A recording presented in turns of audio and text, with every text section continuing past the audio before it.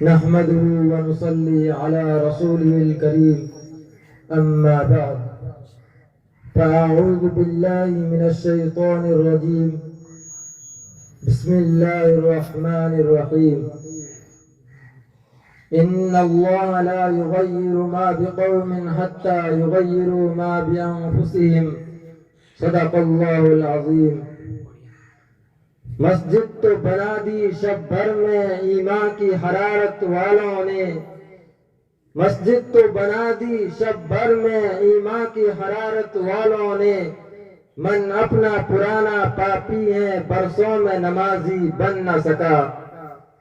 حضرات سامعین کرام، شہنشین پر جلوہ افروز مقتدر شخصیات، کرسی عدالت پر تشریف فرما منصفین عظام اور میرے ہمدرد رفاقا، آج میں آپ حضرات کے سامنے شاعر مشرق، لاہور کے مرد قلندر علامہ اقبال رحمہ اللہ کے ایک مصرے پر اظہار خیال کرنا چاہتا ہوں۔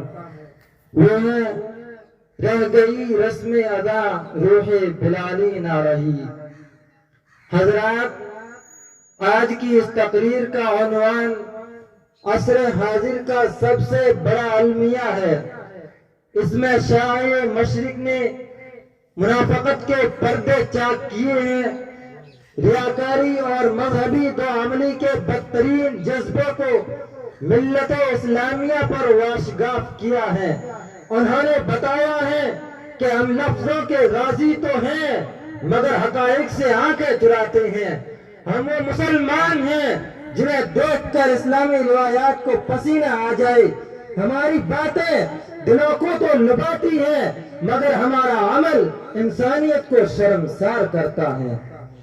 حضرات، مسجد و محراب اسلامی عظمت کے امین ہوتے ہیں، ممبروں کی تقاریر سے ایمان کی خوشبو آتی ہے، لیکن آج اسی مسجد و محراب اور ممبر سے بوئے اسد اللہ نہیں بلکہ مسیحیت کی ریاکاری ٹپکتی ہے۔